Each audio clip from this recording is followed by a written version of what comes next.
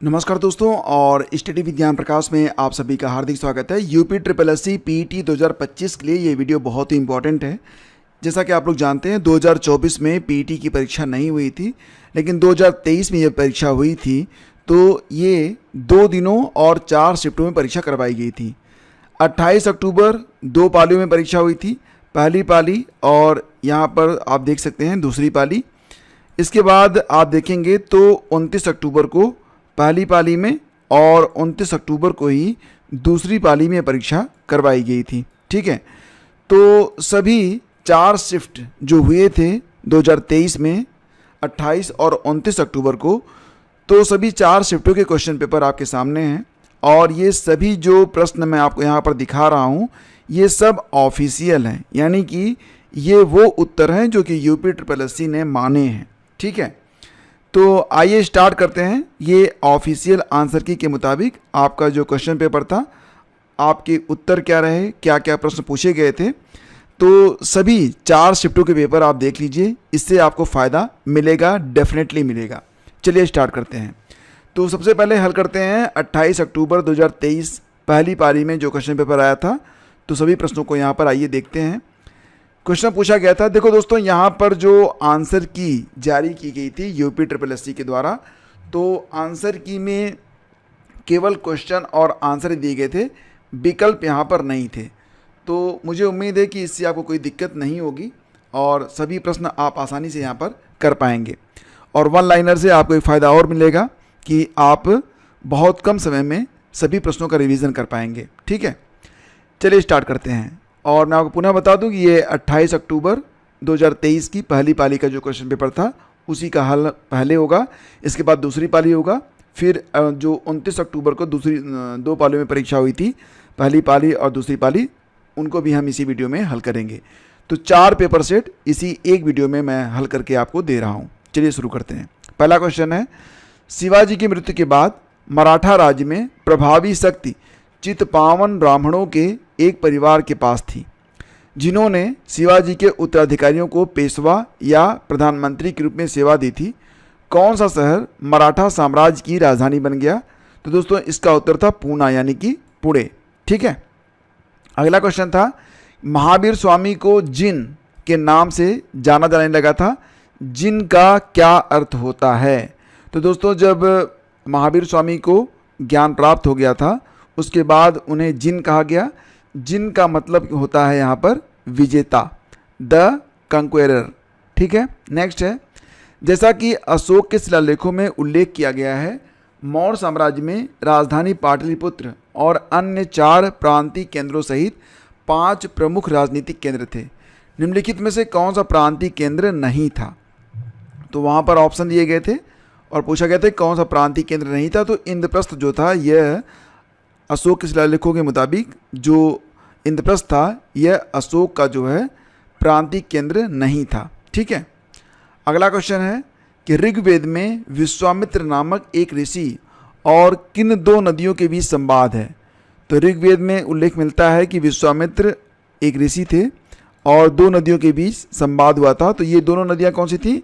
ब्यास और सतलुज। ठीक है, नेक्स्ट है, 1722 में डैश की सूबेदारी सवाई राजा जय सिंह को दी गई थी। तो 1722 में आगरा की सूबेदारी सवाई राजा जय सिंह को प्रदान की गई थी। अगला क्वेश्चन है, निम्नलिखित में से किसने अपने सहयोगियों को यह महसूस करने के लिए प्रेरित किया था कि संविधान सभा ब्रिटिश निर्मित थी और ब्रिटिश योजनाओं पर काम कर रही थी, जैसा कि ब्रिटिश चाहते थे इस पर काम किया जाए? मतलब आप प्रश्न देख रहे हैं, क्या पूछ रहे हैं, किसने अपने सहयोगियों को यह महसूस करने के लिए प्रेरित किया था कि संविधान सभा ब्रिटिश निर्मित थी और ब्रिटिश योजनाओं पर काम कर रही थी, जैसा कि ब्रिटिश चाहते थे कि इस पर काम किया जाए। मतलब बिल्कुल ब्रिटिश के मुताबिक थी, ब्रिटिश की योजनाओं पर काम कर रही थी। तो ये बात कही गई थी सोमनाथ लाहिड़ी के द्वारा। प्रश्नों का लेवल देखिएगा, प्रश्न आसान नहीं है, तो आपको मेहनत तो करनी पड़ेगी। जो भी समय शेष बचा हुआ है अच्छे से पढ़िए। नेक्स्ट है आपका, चितरंजन दास और मोतीलाल नेहरू ने परिषद राजनीति में वापसी पर बहस करने के लिए कांग्रेस के भीतर निम्नलिखित में से किस राजनीतिक दल का गठन किया था? तो ये पार्टी थी आपकी स्वराज पार्टी। ठीक है, नेक्स्ट है, कांग्रेस का वह अधिवेशन कहाँ हुआ था जिसमें महात्मा गांधी ने अन्य नेताओं को खिलाफत के साथ साथ स्वराज के समर्थन में सहयोग आंदोलन शुरू करने की आवश्यकताओं के बारे में आश्वस्त किया था। तो कांग्रेस का यह अधिवेशन कहाँ पर हुआ था? कलकत्ता में हुआ था। नेक्स्ट है, कौन खुदाई खिदमतगार का संस्थापक था जिसे बादशाह खान के नाम से भी जाना जाता है? तो खुदाई खिदमतगार का संस्थापक था खान अब्दुल गफ्फार खान। अब यहाँ पर देखिए, मैं अगर व्याख्या दूंगा ना तो प्रश्न हो रहे हैं कितने, 400 प्रश्न हो रहे हैं, और अगर मैं व्याख्या करता चलूँगा तो वीडियो बहुत लंबा हो जाएगा। और ऑब्जेक्टिव ये है कि आपको पहले तो रिवीजन करवा दिया जाए, ठीक है? तो रिवीजन बहुत ज़रूरी है, इसलिए मैं आपका यहाँ पर केवल क्वेश्चन आंसर ही आपको मैं दे रहा हूँ। नेक्स्ट है, 1913 में हिंदुस्तान गदर पार्टी का मुख्यालय कहाँ पर स्थित था? तो 1913 में हिंदुस्तान गदर पार्टी का मुख्यालय सैन फ्रांसिस्को में था। सिरुई यानी कि सिरोय, कुमुदनी, लिली भारत के निम्नलिखित में से किस राज्य में पाई जाने वाली एकमात्र स्थलीय कुमुदनी या लिली है? तो दोस्तों आपको पता है ना, सिरुई लिली महोत्सव भी होता है, कहाँ पर होता है? मणिपुर में होता है। तो इसी से आपको ये याद आ जाएगा, मणिपुर। नेक्स्ट है आपका, उड़िया पठार भारत के किस राज्य में स्थित है? तो उड़िया पठार ये मिलेगा आपको राजस्थान में। शीत ऋतु की शुरुआत में तमिलनाडु के तटीय क्षेत्रों में वर्षा का क्या कारण है? शीत ऋतु जब शुरू होती है तो तमिलनाडु के तटीय क्षेत्रों में वर्षा का कारण क्या होता है? पूर्वी वर्षा ऋतु यानी कि पूर्वी monsoon, north eastern monsoon. Next है आपका, राजस्थान के जालौर ज़िले में किस प्रकार का ग्रेनाइट पाया जाता है? तो राजस्थान का जो जालौर ज़िला है दोस्तों, वहाँ पर जो ग्रेनाइट मिलता है रोज़ी पिंक मिलता है, यानी कि गुलाबी ग्रेनाइट। नेक्स्ट है, पुर्तगालियों द्वारा निर्मित बंदेल चर्च भारत के निम्नलिखित में से किस राज्य या फिर केंद्र शासित प्रदेश में स्थित है? तो दोस्तों इसका उत्तर होगा पश्चिम बंगाल में, ठीक है। नेक्स्ट है, गन्ने के उचित एवं लाभकारी मूल्य, जिसको आप क्या कहते हैं? FRP कहते हैं। FRP को मंजूरी देता है कौन? तो आर्थिक मामलों की कैबिनेट समिति देती है। वैसे कितने अन्न हैं जिनको यहाँ पर MSP और FRP के अंतर्गत रखा गया है, कितने लोग जानते हैं?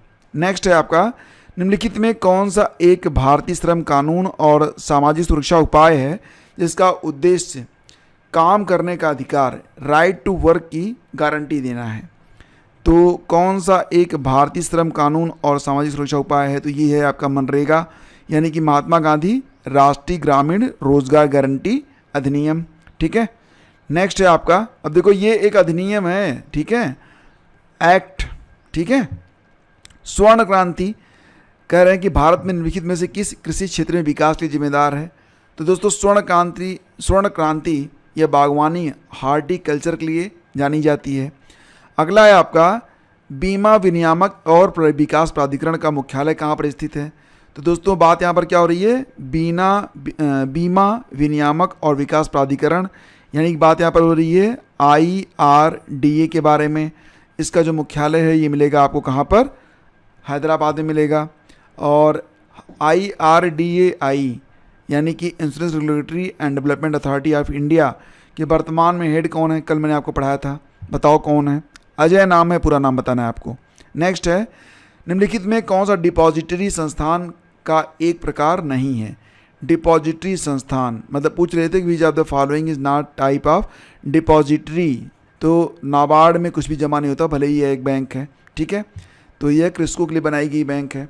नेक्स्ट है, भारतीय स्वतंत्रता अधिनियम 1947 के पारित होने के साथ भारत एक अधिराज्य बन गया और अधिराज्य विधानमंडल ने भारत सरकार अधिनियम 1935 की किस धारा के प्रावधानों के तहत 1947 से 1949 तक कानून बनाए थे?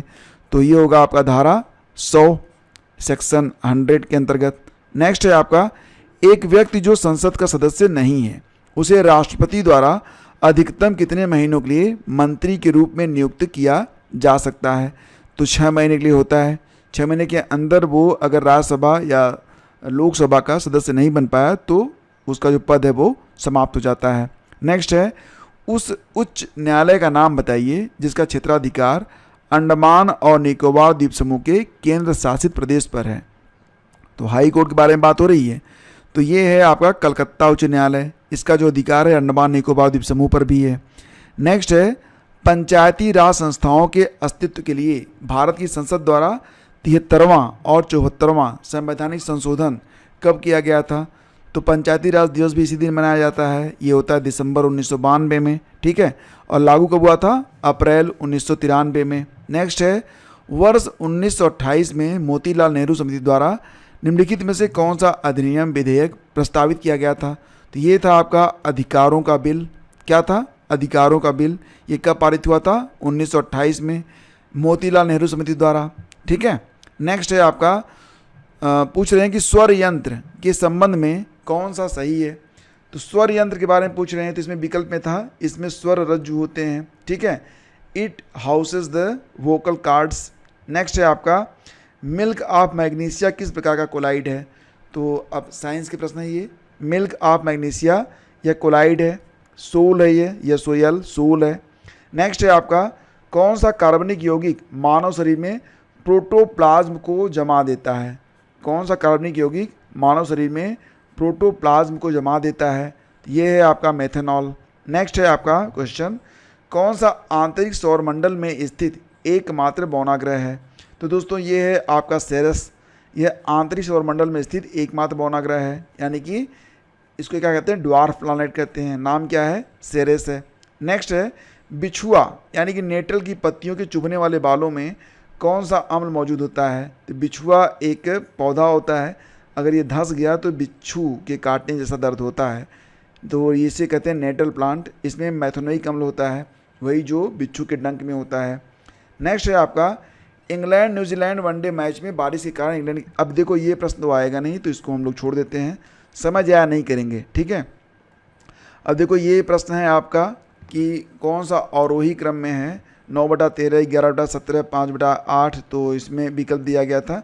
तो जो यहाँ पर न्यूमेरिकल्स हैं दोस्तों, उसको हम हल नहीं कर रहे हैं, केवल आपको वही जो स्टैटिक जीके और हिंदी के प्रश्न हैं, बस वही प्रश्न आपको मैं यहाँ पर करवा रहा हूँ, ठीक है। नेक्स्ट है आपका देखिए, किस विकल्प में विलोम युग्म सही नहीं है? तो डावाडोल और स्थिर वाला विकल्प था।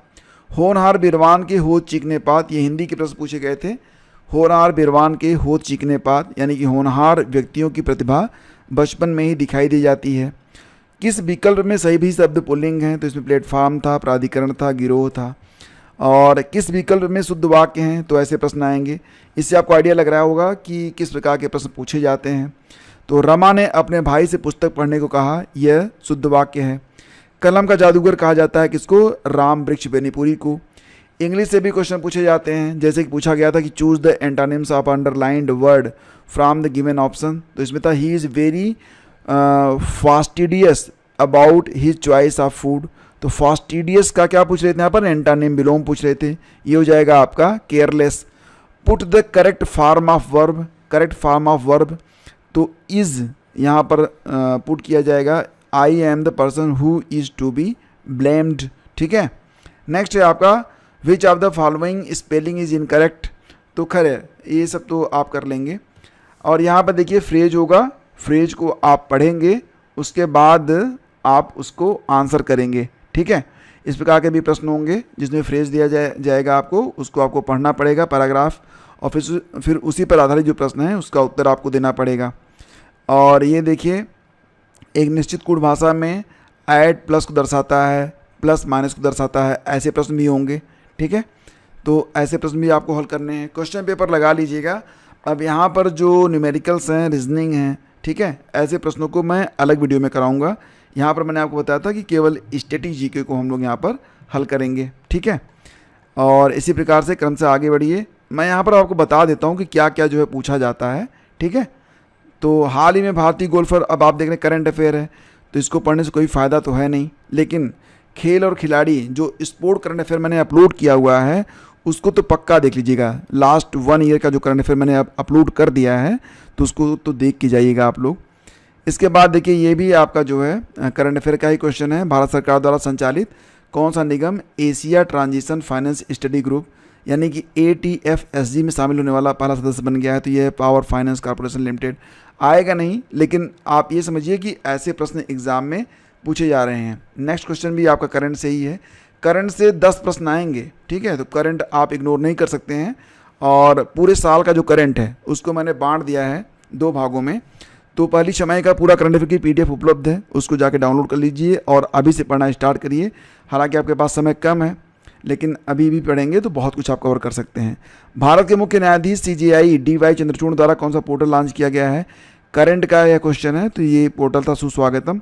जो नहीं आएगा उसको हम छोड़ के आगे बढ़ते हैं, ठीक है, क्योंकि अब ये सारे जो करंट हैं इनको पढ़ने से कोई फ़ायदा तो आपको है नहीं, ठीक है, क्योंकि ये करंट तो दोबारा से आएगा नहीं। तो अब जो लेटेस्ट करंट हैं लास्ट 1 ईयर के, बस वही आप पढ़िए, ये आपके लिए बेहतर रहेगा। अब ये भी क्वेश्चन है, इसको भी छोड़ते हैं। नेक्स्ट है भारतीय वायुसेना, ये भी आपका इसी प्रकार से है। देखो ये है आपका मेनम वन्यजीव अभयारण्य, ये इंपॉर्टेंट है। मेनम वन्यजीव अभयारण्य भारत के निम्नलिखित में से किस राज्य केंद्र शासित प्रदेश में स्थित है? तो मेनम वन्यजीव अभयारण्य कहाँ पर स्थित है? मेनम वाइल्ड लाइफ सेंचुरी, यह सिक्किम में स्थित है। अगला पूछ रहे हैं कि तेलंगाना राज्य के पालमपेट गांव में स्थित रामप्पा मंदिर, जिसे वर्ष 2021 में यूनेस्को विश्व धरोहर स्थल घोषित किया गया था, उसका निर्माण, तो लेटेस्ट में जितने भी रामसर स्थल घोषित हो रहे हैं कितने हो गए हैं? 91 हो गए हैं। और 91वां कौन सा बना है? कमेंट करके बताओ, देखते हैं कितने लोग पढ़ रहे हैं करंट। नेक्स्ट है आपका भारतीय संघ के प्रधानमंत्री और अन्य मंत्रियों की नियुक्ति भारत के संविधान के डैश के तहत राष्ट्रपति द्वारा की जाती है। तो ये प्रश्न इंपॉर्टेंट है, पॉलिटी आ गई, ठीक है, स्ट्रेटेजी का प्रश्न है ये। भारतीय संघ के प्रधानमंत्री और अन्य मंत्रियों की नियुक्ति, तो ये प्रधानमंत्री जो होते हैं ना, इनकी नियुक्ति अनुच्छेद 75 के अंतर्गत होती है, ठीक है, याद रखिएगा। नेक्स्ट है आपका कुथू। कुथू भारत के निम्नलिखित में से किस राज्य या फिर यूटी में कूथम्बलम मंदिर में प्रदर्शित एक सामाजिक धार्मिक कला है? तो यह है आपका केरल में, ठीक है, कुथू से केरल, याद रखिएगा। केंद्रीय भारतीय भाषा संस्थान का मुख्यालय पूछा था। केंद्रीय भारतीय भाषा संस्थान का मुख्यालय मैसूरू कर्नाटक में है। रासायनिक हथियारों का निषेध संगठन OPCW में कितने सदस्य राष्ट्र हैं? तो 193। ये प्रश्न कठिन माना जाएगा क्योंकि इसको अक्सर लोग छोड़ देते हैं, नहीं पढ़ते हैं। मालदीव की आधिकारिक भाषा दिवेही है, ये भी याद रखिएगा। और पुला किस देश की राष्ट्रीय मुद्रा है? तो पुला जो है यह बोत्सवाना की राष्ट्रीय मुद्रा है। पेरुंगदाई कोंगू वेलिर द्वारा लिखित महाकाव्य कृति है, यह भारत के निम्नलिखित में से किस साहित्य से संबंधित है? तो पेरुंगदाई जो है यह तमिल साहित्य से संबंधित है। पेरुंगदाई क्या है? कोंगू वेलिर द्वारा लिखित महाकाव्य है। नेक्स्ट है आपका कि भारत सरकार द्वारा वर्ष 1967 में किस वीरता पुरस्कार का नाम बदलकर शौर्य चक्र कर दिया गया था? तो ध्यान देना कि शौर्य चक्र जो था ना, ये पहले अशोक चक्र वर्ग 3 का नाम से जाना जाता था, तो अब इसका नाम कर दिया गया है शौर्य चक्र। वर्ष 1967 में जो आपका अशोक चक्र वर्ग 3 था उसको शौर्य चक्र के नाम से मतलब जाना जाता है।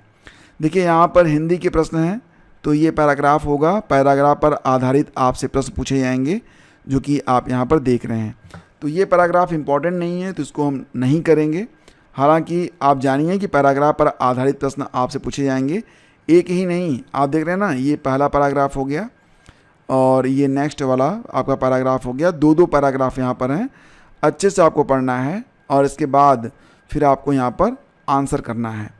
यहाँ पर देखेंगे तो फिर डाटा इंटरप्रिटेशन से लगभग 20 प्रश्न होंगे आपके, ठीक है।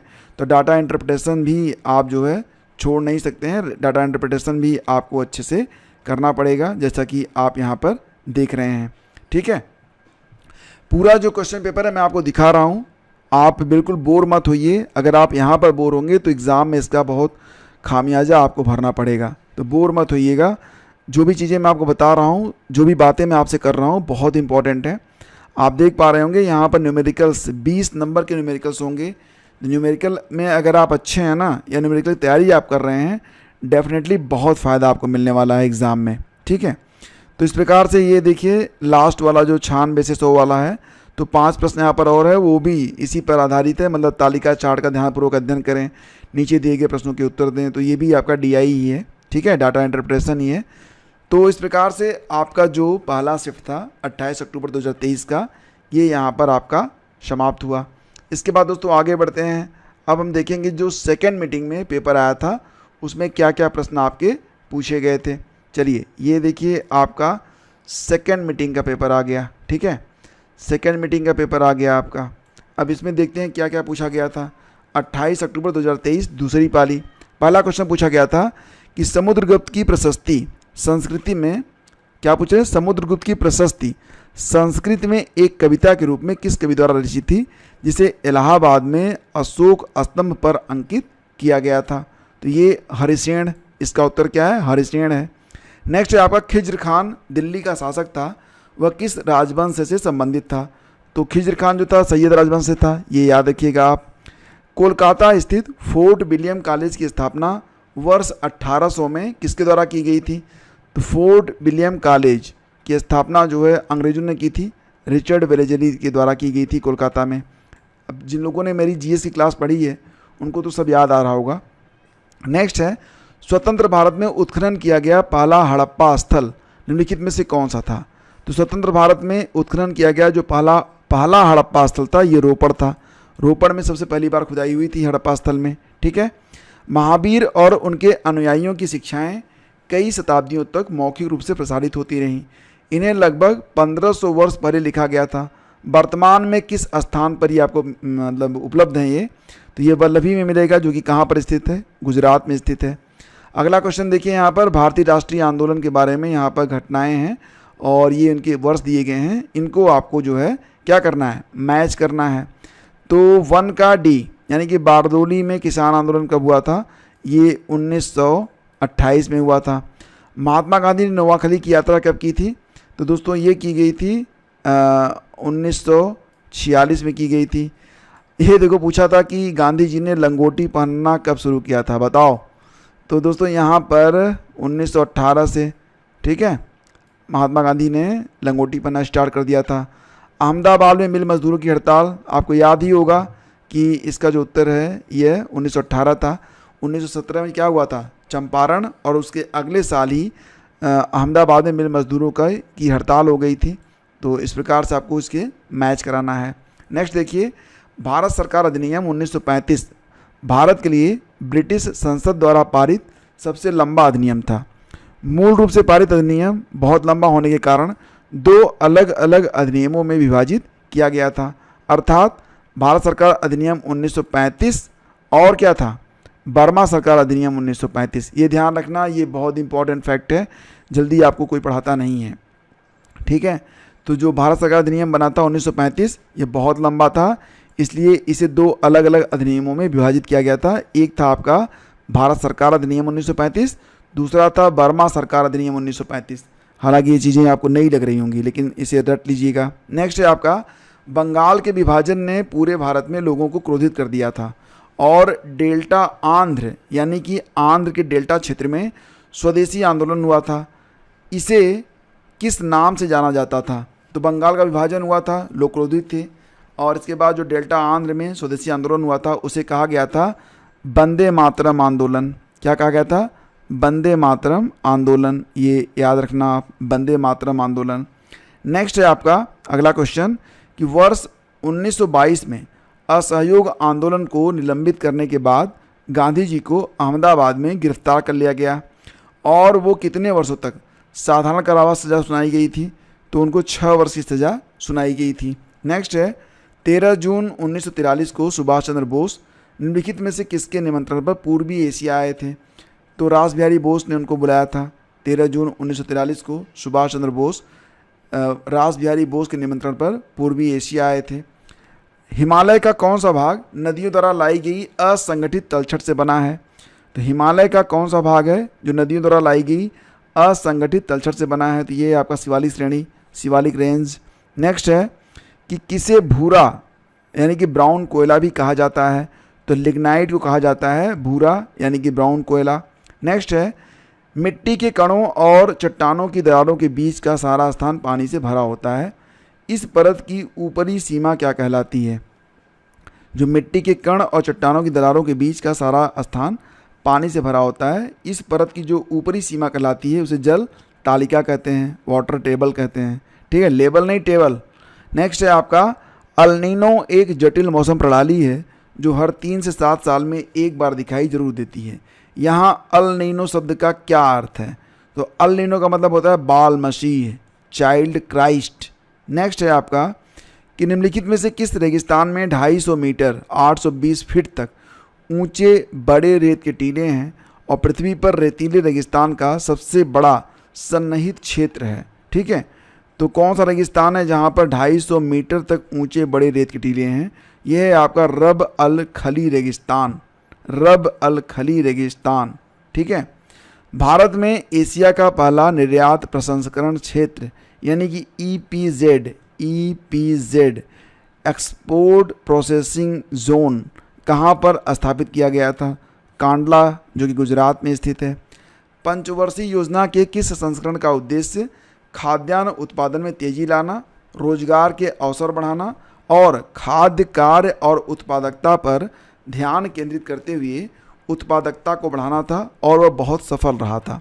तो दोस्तों ये थी 7वीं पंचवर्षीय योजना। ठीक है, याद रखिएगा 7वीं पंचवर्षीय योजना का जो मुख्य उद्देश्य था वो क्या था?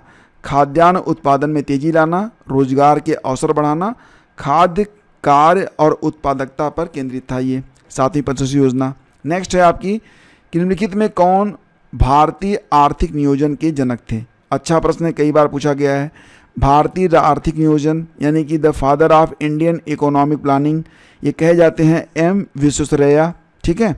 नेक्स्ट है, अपने पहले चरण के दौरान ऑपरेशन फ्लड ने भारत के 18 प्रमुख दुग्ध सेटों को भारत के 4 प्रमुख महानगरीय शहरों में उपभोक्ताओं के साथ जोड़ा।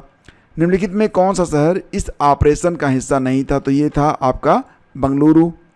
अगला क्वेश्चन था, जीएसटी की कौन सी प्रमुख विशेषता क्रेडिट के निर्बाध प्रवाह की अनुमति देती है और अंतिम उपभोक्ता पर कर के बोझ को, कर यानी कि टैक्स के बोझ को कम करती है?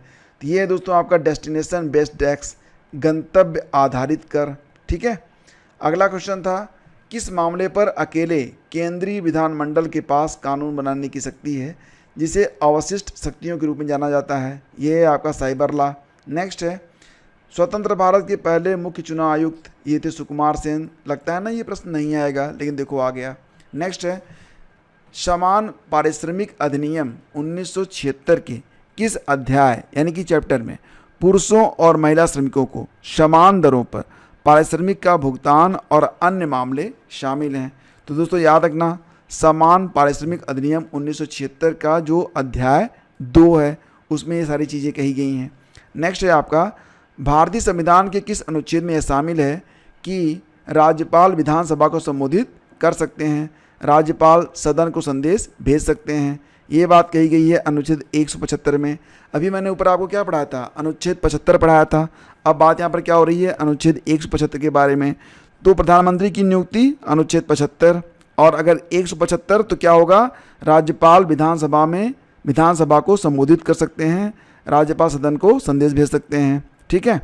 नेक्स्ट है आपका, कौन जिला और अधीनस्थ न्यायालयों और उच्च न्यायालयों के आदेशों, निर्णयों और मामले के विवरण का एक व्यापक डेटाबेस प्रदान करता है?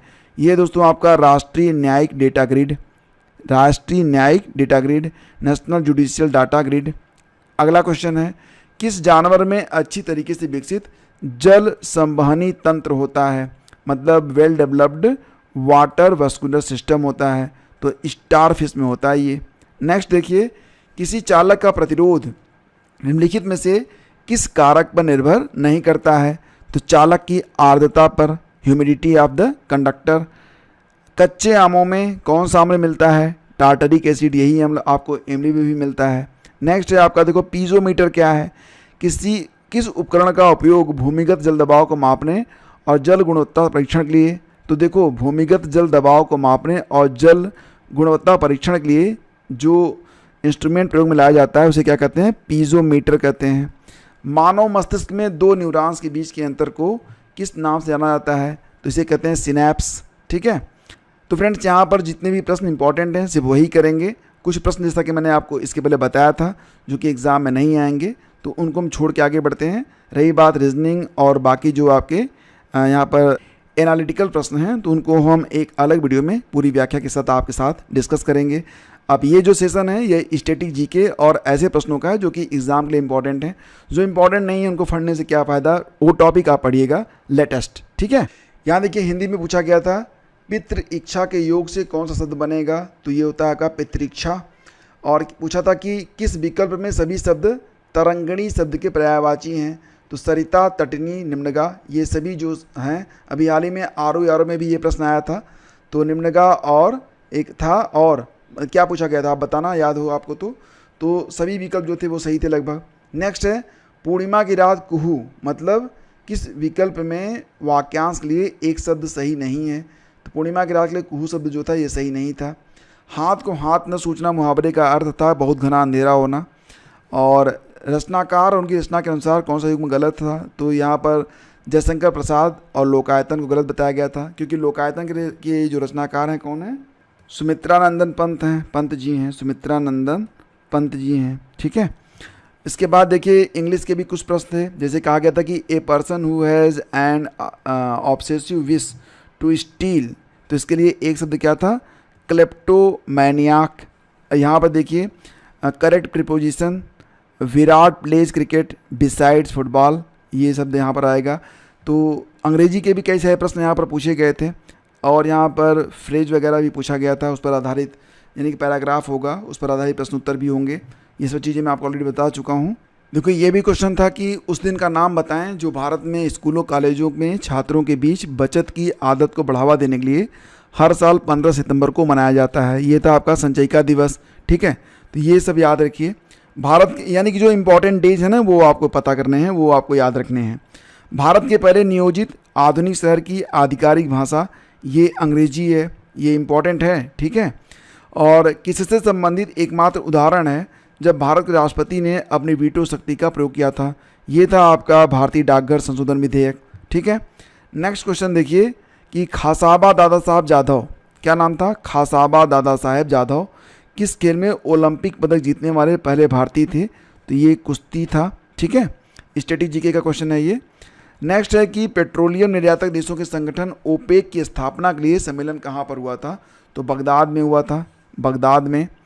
किस भारतीय स्वतंत्रता सेनानी ने हैंड्स फॉर सेल्फ कल्चर नामक किताब लिखी है? तो लाला हरदयाल ने, लाला हरदयाल की किताब है hands for self culture.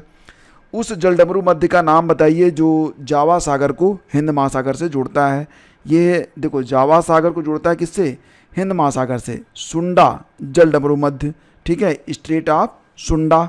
Next है कि ऋषि मनु के अनुसार पुरानी पवित्र नदियों सरस्वती और दृश्वती के बीच का भूभाग किस नाम से जाना जाता है? तो ऋषि मनु के अनुसार जो पुरानी पवित्र नदियाँ थी सरस्वती और दृश्वती, इनके बीच का जो भूभाग था उसे कहा जाता था ब्रह्मवर्त। क्या कहते थे? ब्रह्मवर्त। नेक्स्ट है NIO राष्ट्रीय समुद्र विज्ञान संस्थान का मुख्यालय कहाँ पर है? तो ये गोवा में है, डोनापोला में।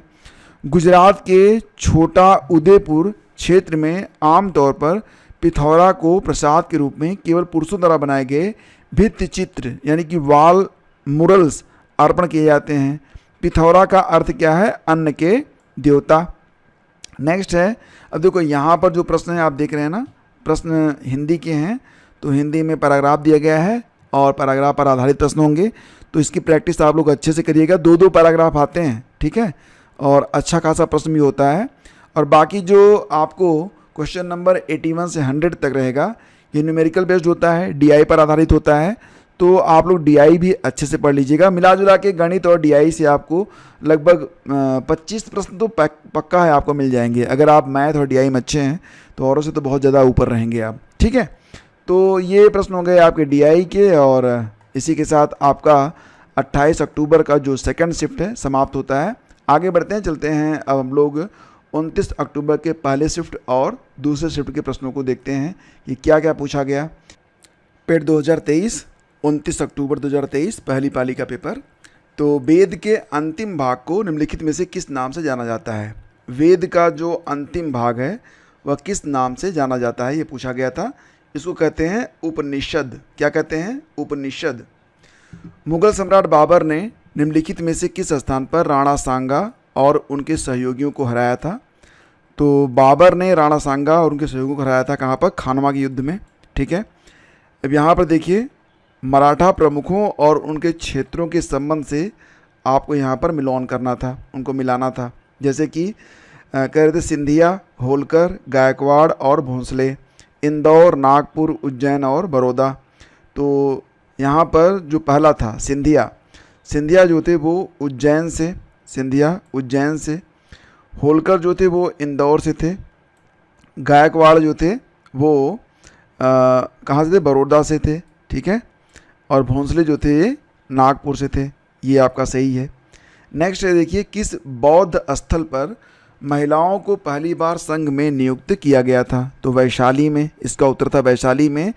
यह बौद्ध स्थल था जहाँ पर महिलाओं को पहली बार संघ में नियुक्त किया गया था। अगला क्वेश्चन था कि बुरहानपुर में स्थित असीरगढ़ किला, जिसे दक्कन का दरवाज़ा के नाम से जाना जाता है, तो निम्नलिखित में से किस यदुवंशी अहीर राजा द्वारा बनवाया गया था? दक्कन का दरवाज़ा, असीरगढ़ किला जिसे दक्कन का दरवाज़ा नाम से जाना जाता है, तो बनवाया गया था यदुवंशी अहीर राजा। कौन था? आसा अहीर। क्या नाम था? आसा अहीर या फिर आसा अहीर। मोतीलाल तेजावत भारतीय राष्ट्रीय आंदोलन के दौरान एक प्रसिद्ध व्यक्तित्व थे। वो भारत के निम्नलिखित में से किस क्षेत्र से संबंधित थे? मोतीलाल तेजावत जो थे वो राजस्थान से थे। ठीक है। अगला क्वेश्चन है कि कौन सा 1892 के सुधारों का विस्तार था? तो 1909 का जो परिषद अधिनियम था, जिसे पार्लियामेंट्री सुधार भी आप कहते हैं, तो ये 1892 के सुधारों का विस्तार कहा जाता है। 1920 में उत्तर प्रदेश के प्रतापगढ़ जिले में पहला किसान मार्च किसके द्वारा आयोजित किया गया था? जवाहरलाल नेहरू के द्वारा। अगला क्वेश्चन है, मंडी षड्यंत्र हुआ था किसके नेतृत्व में? गदर पार्टी के नेतृत्व में हुआ था मंडी षड्यंत्र। नेक्स्ट है, किसने भारतीय राष्ट्रीय आंदोलन के दौरान 16 अगस्त 1946 को प्रत्यक्ष कार्रवाई दिवस मनाया था? मुस्लिम लीग ने मनाया था 16 अगस्त 1946 को। कभी कभी डेट भी पूछते हैं, तो ये 16 अगस्त 1946 याद रखना, जिस दिन डायरेक्ट एक्शन डे के नाम से जाना जाता है। मुस्लिम डे ने इसे मनाया था। अगला क्वेश्चन है कि 2021-22 तक भारत में 1319 रिपोर्टेड यानी कि प्रतिवेदित खाने हैं। इनमें से सबसे अधिक 263 खदानें भारत के किस राज्य में स्थित हैं? तो सबसे अधिक जो खदानें दोस्तों ये मध्य प्रदेश में स्थित हैं। ठीक है। यहाँ पर देखिए, कामेंग, बैतरणी, गिरना और हसदेव ये क्या हैं? तो नदियों को राज्यों के आधार पर सुमेलित करना था। तो कामेंग नदी ये आपका डी से मैच होगा। कामेंग नदी मिलेगी आपको असम में। बैतरणी मिलेगी आपको कहाँ पर? ओडिशा में। गिरना मिलेगा आपको कहाँ पर? महाराष्ट्र में। और हसदेव छत्तीसगढ़ में। ठीक है। नेक्स्ट है, चबीमुरा जो कि गोमती नदी के तट पर खड़ी पहाड़ी दीवार पर चट्टान पर की गई नक्काशी के पैनलों के लिए प्रसिद्ध है। क्या नाम है? चबीमुरा। गोमती नदी के तट पर खड़ी पहाड़ी दीवार पर चट्टान पर की गई नक्काशी के पैनलों के लिए प्रसिद्ध है।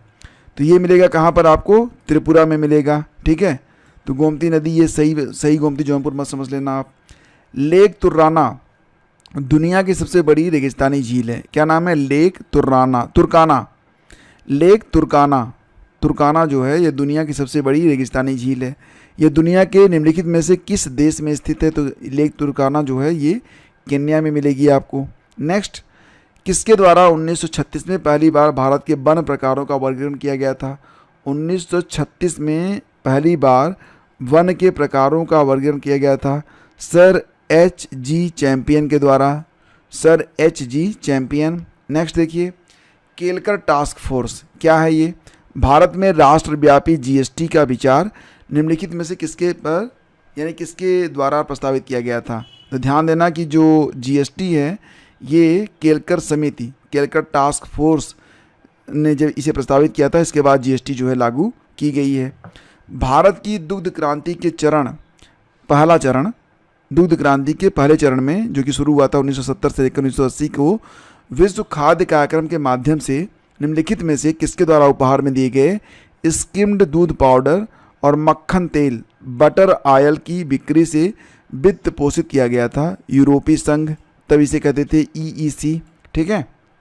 भारत की पंचवर्षीय योजना के किस संस्करण को गाडगिल योजना के नाम से जाना जाता है? तो देखो, जो पंचवर्षीय योजनाएं हैं, पहली, दूसरी, तीसरी और चौथी, क्रमशः इनको ना किसी न किसी योजना के नाम से जाना जाता है। तो इनको आप रट लीजिएगा।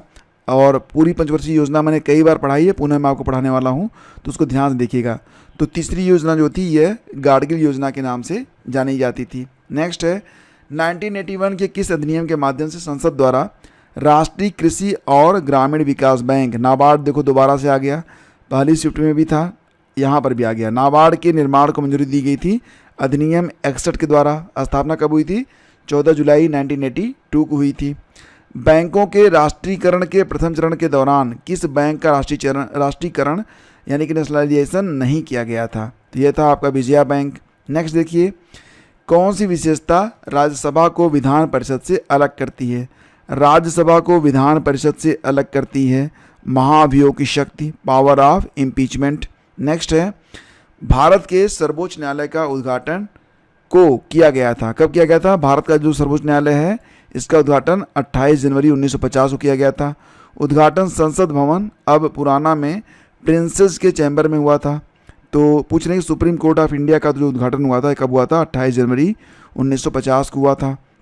राजस्थान पहला राज्य था जहां वर्ष 1959 में पंचायती राज व्यवस्था लागू हुई थी। आप जानते हैं इसे सबसे पहले राजस्थान के किस जिले में लागू किया गया था? तो नागौर जिले में। ठीक है। नेक्स्ट है आपका, भारतीय संविधान में राज्य के नीति निर्देशक सिद्धांत किस देश के संविधान से अपनाए गए? आयरलैंड से। ठीक है। इसे क्या कहते हैं? DPSP कहते हैं, directive principles of state policy. Next है, भारतीय संविधान के किस संशोधन ने लोकसभा और विधानसभाओं दोनों में एंग्लो इंडियन के नामांकन को समाप्त कर दिया था? तो भारतीय संविधान के किस संशोधन ने लोकसभा और विधानसभाओं दोनों में एंग्लो इंडियन के नामांकन को समाप्त किया था? तो 104वां संशोधन अधिनियम जो कि हुआ था पारित कब? 2019 में। ठीक है। और अब संसद में कितनी सीटें हो गई हैं? अब हो गई हैं कितनी? 550 हो गई हैं। ठीक है।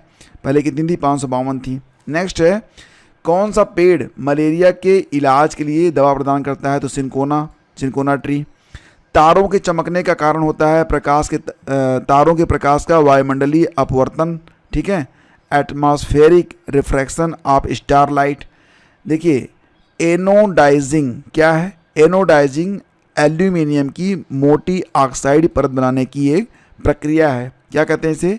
एनोडाइजिंग कहते हैं, जिसके द्वारा एल्यूमिनियम की मोटी ऑक्साइड परत बनाई जाती है। अगला क्वेश्चन देखिए, उस प्रक्रिया का नाम बताइए जिसमें टैडपोल वयस्क मेंढकों में विकसित होते हैं। जो टैडपोल होते हैं मछली की तरह होते हैं, फिर वो बनते हैं क्या? वयस्क मेंढक। इसे कहते हैं कायांतरण, मेटामॉर्फोसिस। ठीक है। पूरी दुनिया में सबसे तेज़ी से घटने वाला संसाधन कौन सा है? तो ये वन है। वनों की कटाई सबसे तेज़ी से हो रही है। 4 वर्ष पहले देव और दिनेश की औसत आयु 20 वर्ष थी। यदि आज देव, दिनेश और चिंतन की औसत आयु 25 वर्ष है, 7 वर्ष बाद चिंतन की आयु क्या होगी? तो देखो यहाँ पर 34 वर्ष दिया गया है। तो जो मैथ के प्रश्न हैं ये व्याख्या मांगते हैं। तो मैंने आप लोगों से कहा था कि केवल स्टैटिक जीके ही पढ़ेंगे और ऐसे प्रश्न जो कि एग्ज़ाम में आने वाले हैं। ठीक है। ऐसे प्रश्न नहीं जो कि हम मतलब ये पढ़ें भी और उसका कोई मतलब ना हो। जैसे करंट अफेयर 2023 का अब तो बिल्कुल नहीं आएगा। तो ऐसे प्रश्नों को छोड़ के केवल स्टैटिक के प्रश्नों को हम यहाँ पर पढ़ रहे हैं। हिंदी में देखिए, प्रश्न पूछा गया था कि कंदर्प, पंचसर और पुष्पधनवा किसके पर्यायवाची हैं? कामदेव के। पूछ रहे थे कि निम्न में से संधि का कौन सा युग्म गलत है? तो श्रद्धानंद वाला जो था ये गलत था। असरफियाँ लूटें और कोयले पर मोहर लोकोक्ति का अर्थ क्या होगा? मतलब असरफियाँ लूट रही हैं लेकिन कोयले पर मोहर लग रही है। बड़े बड़े खर्चों पर ध्यान न देना, छोटे खर्चों में कंजूसी दिखाना, इसे कहते हैं असरफियाँ लूटे और कोयले पर मोहर लगा दो। नेक्स्ट है, रात उसका प्राण पखेरु उड़ गया। कौन सा अशुद्ध है? वाक्य दिया गया था रात उसका प्राण पखेरु उड़ गए होना चाहिए ना। ठीक है। द्विवेदी युग के प्रवर्तक माने जाते हैं आचार्य महावीर प्रसाद द्विवेदी। इंग्लिश में पूछा गया था कि which of the following is not an antonym of rabid? तो इसका उत्तर था फैनाटिक। इसका उत्तर था fanatic. Give meaning of the following idiom, a man of straw. तो इसकी मीनिंग क्या होगी? Having no integrity. और identify a correct spelling from the following. तो इसका ये दिया गया था कोनासियर। ठीक है। CONNOISSEOR। तो ऐसे प्रश्न आएंगे लेकिन ज़्यादा नहीं होते, 3-4 प्रश्न होते हैं। बाकी आपको पता ही है कि यहाँ पर हिंदी में भी और अंग्रेजी में भी आपको पैराग्राफ मिलेंगे, उस पर आधारित जो प्रश्न हैं उसका उत्तर भी आपको देना पड़ेगा। और ऐसे प्रश्न बहुधा कई सारे रहते हैं। ठीक है। पॉलिटी के भी क्वेश्चन होते हैं, जैसे भारतीय सेना के लिए पहले अस्थाई आधार नामांकन केंद्र यानी कि PAEC का उद्घाटन भारत के निम्नलिखित में से किस राज्य या केंद्र शासित प्रदेश में किया गया था? तो नई दिल्ली इसका उत्तर है। पूछा गया था कि किस केंद्रीय मंत्रालय ने हाल ही में राज्यों में अग्निशमन सेवाओं के विस्तार और आधुनिकीकरण की योजना शुरू की है? गृह मंत्रालय ने। ये करंट के प्रश्न हैं, तो करंट के प्रश्न ज़्यादातर तो नहीं आएंगे क्योंकि 2023 का करंट है। ये प्रश्न देखिए इंपॉर्टेंट है। राष्ट्रीय शिक्षा नीति यानी कि न्यू एजुकेशन पॉलिसी 2020 की तीसरी वर्षगांठ के जश्न के दौरान लॉन्च किए गए नव भारत साक्षरता कार्यक्रम की टैगलाइन पूछ रहा था, जन जन साक्षर, उसमें टैगलाइन थी। फिलहाल लेटेस्ट में क्या है 2025 में, ये बताइए। क्वेश्चन था कि भारतीय विज्ञान संस्थान IISc की स्थापना 1909 में मैसूर शाही परिवार, भारत सरकार और निम्नलिखित में से किस उद्योगपति के बीच एक दूरदर्शी साझेदारी द्वारा की गई थी? तो जमशेद जी नुसरवान जी टाटा। ठीक है, IISc के बारे में आप जानते ही होंगे, बेंगलुरु में स्थित है। नेक्स्ट है, भारत में प्रत्येक वर्ष राष्ट्रीय ऊर्जा संरक्षण दिवस किस दिन मनाया जाता है? तो यहाँ पर जो डेज हैं वो याद रखिएगा।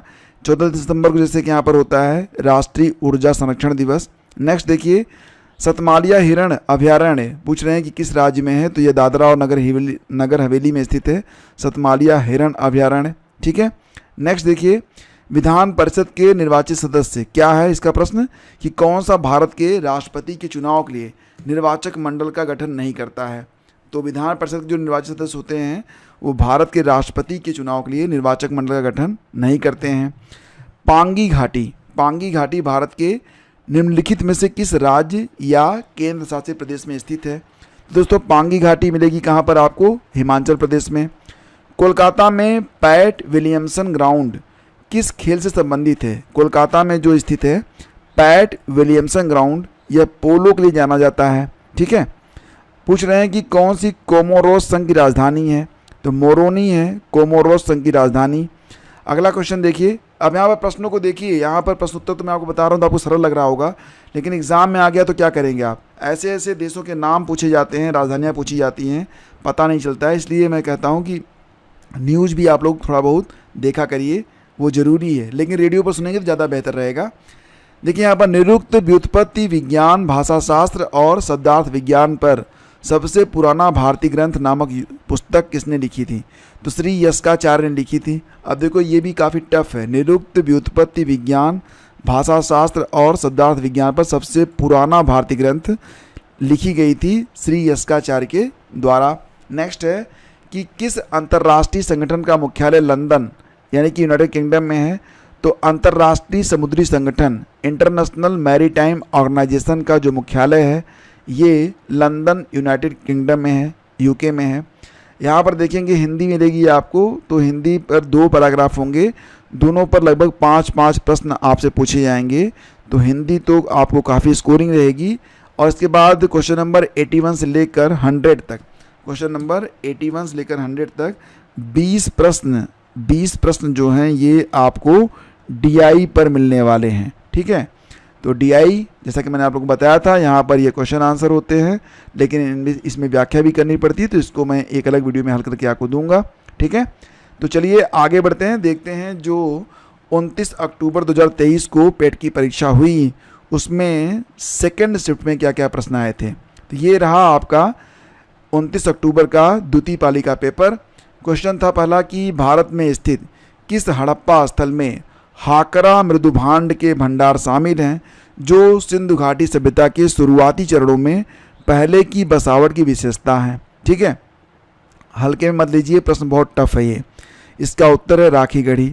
अगला क्वेश्चन पूछा गया था, माना जाता है कि गौतम सिद्धार्थ यानी कि गौतम बुद्ध ने अंतिम अनुभूति के लिए बोध गया जाने से पहले 6 साल तक निम्नलिखित में से किस स्थान पर पवित्रता पूर्वक ध्यान किया था? तो डुंगेश्वरी गुफा में। ठीक है, कहाँ पर? डुंगेश्वरी गुफा।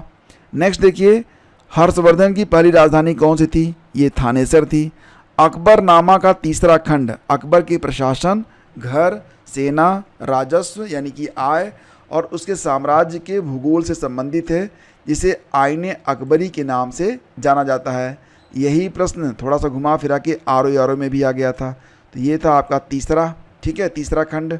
नेक्स्ट है 1851 में गवर्नर जनरल लॉर्ड डलहौजी ने निम्नलिखित में से किस राज्य का वर्णन एक चेरी जो एक दिन हमारे मुंह में गिरेगी के रूप में किया था? 1851 में गवर्नर जनरल लॉर्ड डलहौजी ने कहा था कि ये अवध है जो कि हमारे मुंह में ही गिरेगी। ठीक है, नेक्स्ट देखिए, भारतीय राष्ट्रीय आंदोलन के दौरान कांग्रेस मंत्रालयों ने कब इस्तीफा दिया था? तो 1939 में दिया था। 1942 में विंस्टन चर्चिल द्वारा गांधी जी और कांग्रेस के साथ समझौता करने का प्रयास करने के लिए किसे भारत भेजा गया था? तो विंस्टन चर्चिल द्वारा गांधी जी और कांग्रेस के साथ समझौता करने का प्रयास करने के लिए सर स्टैफोर्ड क्रिप्स को भेजा गया था। कब? 1942 में। नेक्स्ट है, सुभाष चंद्र बोस ने 1944 में मोइरांग में INA का ध्वज फहराया था।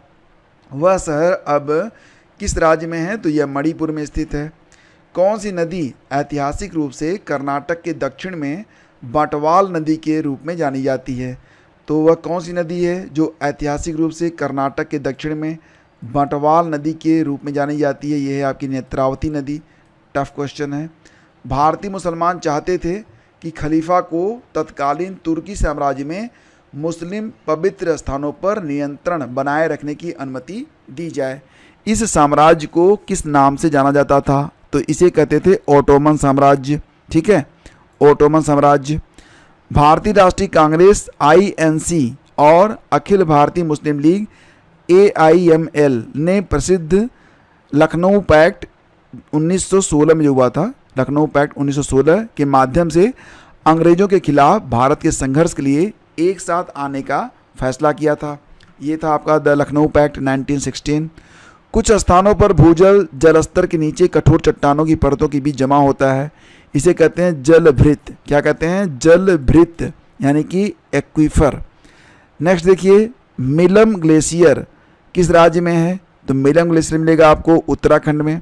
अगला है कि कौन सी संस्था भारत की समय संरक्षक टाइम कीपर है, अर्थात यह भारत की समय प्रणाली की निगरानी करता है? National physical laboratory. ठीक है, यानी कि CSIR NPL, national physical laboratory. अगला देखिए, भारत का थार मरुस्थल विश्व का सबसे घनी आबादी वाला मरुस्थल है, जिसका जनसंख्या घनत्व कितना है? तो ये है 83 व्यक्ति प्रति वर्ग किलोमीटर। ठीक है, यह सुनिश्चित करने के लिए कि GST का लाभ उपभोक्ताओं तक पहुंचाया जाए, सरकार ने राष्ट्रीय मुनाफाखोरी रोधी प्राधिकरण यानी कि नेशनल एंटी प्रॉफिटियरिंग अथॉरिटी की स्थापना की। लेकिन 1 दिसंबर 2022 से सभी GST मुनाफाखोरी रोधी यानी कि एंटी प्रॉफिटियरिंग शिकायतों का निपटारा किस संगठन द्वारा किया जाता है? तो CCI द्वारा, भारतीय प्रतिस्पर्धा आयोग द्वारा। अगला क्वेश्चन देखिए, हरित क्रांति के संदर्भ में HYV बीज क्या हैं, जिन्हें चमत्कारी बीज भी कहा जाता है? HYV यानी कि हाई यील्ड वैरायटी, उच्च उपज वाली किस्म। ठीक है, अगला क्वेश्चन देखिए, राष्ट्रीय बैंक प्रबंधन संस्थान NIBM की स्थापना 1969 में निम्नलिखित में से किसके द्वारा भारत सरकार के परामर्श से बैंक प्रबंधन में अनुसंधान, प्रशिक्षण, शिक्षा और परामर्श के लिए एक स्वायत्त शीर्ष संस्थान के रूप में की गई थी? ये थी RBI, reserve bank of India. 11वीं पंचवर्षीय योजना की अवधि क्या थी? 2007 से 2012 तक। और कौन सा 1991 में नई आर्थिक नीति न्यू इकोनॉमिक पॉलिसी के तहत संरचनात्मक समायोजन कार्यक्रमों का हिस्सा नहीं था? तो भुगतान संतुलन का समायोजन, बैलेंस ऑफ पेमेंट एडजस्टमेंट। 13 दिसंबर 1946 को संविधान सभा में उद्देश्य प्रस्ताव किसके द्वारा पेश किया गया था? जवाहरलाल नेहरू। सरल सा प्रश्न था, कई बार पूछा गया है। नेक्स्ट है, किस आर्टिकल के तहत आपातकाल के दौरान मौलिक अधिकारों को भी निलंबित किया जा सकता है? अनुच्छेद 359 के अंतर्गत। ब्रिटिश प्रधानमंत्री रामसे मैकडोनाल्ड द्वारा बनाया गया सांप्रदायिक पुरस्कार निम्नलिखित में से किसका परिणाम था? तो ये था आपका द्वितीय गोलमेज सम्मेलन। नेक्स्ट है, भारतीय संविधान का कौन सा अनुच्छेद मुख्यमंत्री के कर्तव्यों को परिभाषित करता है? अनुच्छेद 167। यह मुख्यमंत्री के कर्तव्यों को परिभाषित करता है, अनुच्छेद 167। और लोकतंत्र और विकास के लिए पंचायती राज संस्थानों के पुनरुद्धार द्वारा एक अवधारणा पत्र तैयार करने के लिए किस समिति को नियुक्त किया गया था? इसका उत्तर था LM सिंघवी समिति। LM सिंघवी समिति। भोजन के डिब्बों कैंस पर जिंक के स्थान पर किस धातु का लेप लगाया जाता है? तो जो भोजन के डिब्बे होते हैं दोस्तों, वहाँ पर टिन का लेप लगता है। आग के पास किस रसायन का अत्यधिक सूखा पाउडर छिड़कने से कार्बन डाइऑक्साइड निकलता है? Sodium bicarbonate. लैक्टोमीटर किस सिद्धांत पर काम करता है? आर्किमिडीज का सिद्धांत। फ्लोरोसेंट ट्यूब और CFL किस धातु का वाष्प होता है? यह पारे का वाष्प होता है, जो प्रकृति में विषैला होता है। स्फिग्मोमैनोमीटर का उपयोग रक्तचाप, ब्लड प्रेशर नापने में होता है। उर्मिलेश शब्द का संधि विच्छेद पूछा गया था, उर्मिला धन ईस होगा। किस विकल्प में सभी शब्द पर्यायवाची नहीं है? निषीध, मध्यरात्र और वासर वाले में।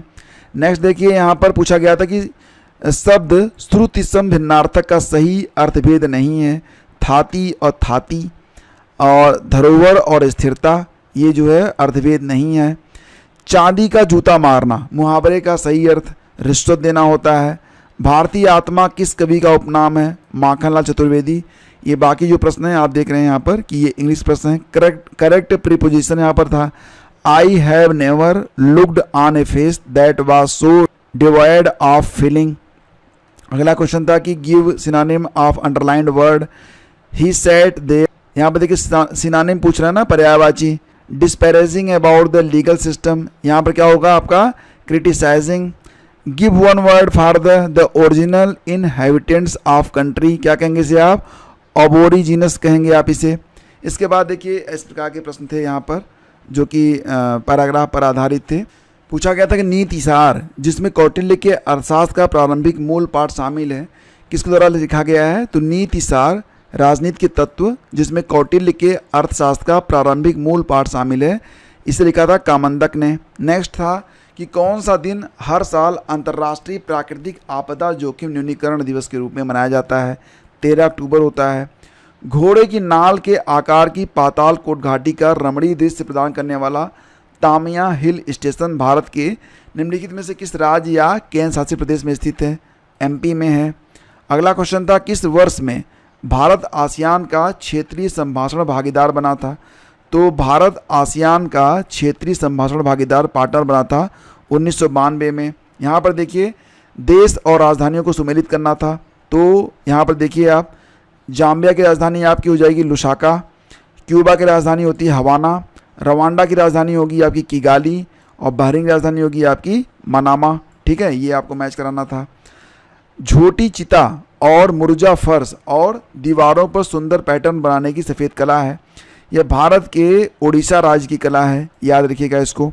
भारत के महान त्रिकोणमिति सर्वेक्षण का काम 10 अप्रैल 1802 को मद्रास में शुरू हुआ था, जब मद्रास देशांतर से संबंधित एक आधारभूत माप किया गया था। वर्तमान में मद्रास वेधशाला को किस नाम से जाना जाता है? तो जो मद्रास की वेधशाला है दोस्तों, उसे कहा जाता है भारतीय खगोल भौतिकी संस्थान। अगला है, कौन सा भारत का पहला डीबीओटी डिज़ाइन, निर्माण, संचालन और हस्तांतरण मॉडल आउटडोर स्टेडियम है? ये आपका तिरुवनंतपुरम का स्पोर्ट्स हब। बाकी जो 30 प्रश्न फ्रेंड्स, तो यहाँ पर 2 पैराग्राफ हिंदी के हैं, बाकी जो है डीआई के प्रश्न हैं। तो ये स्टैटिक्स से संबंधित प्रश्न हैं नहीं और पूरी व्याख्या चाहते हैं तो इस पर एक अलग वीडियो। ठीक है, तो दोस्तों ये 2023 में पेट के चारों शिफ्टों के जितने भी प्रश्न स्टैटिक के अंतर्गत पूछे गए थे जो कि इम्पॉर्टेंट हैं, सभी हमने यहाँ पर डिस्कस किए हैं।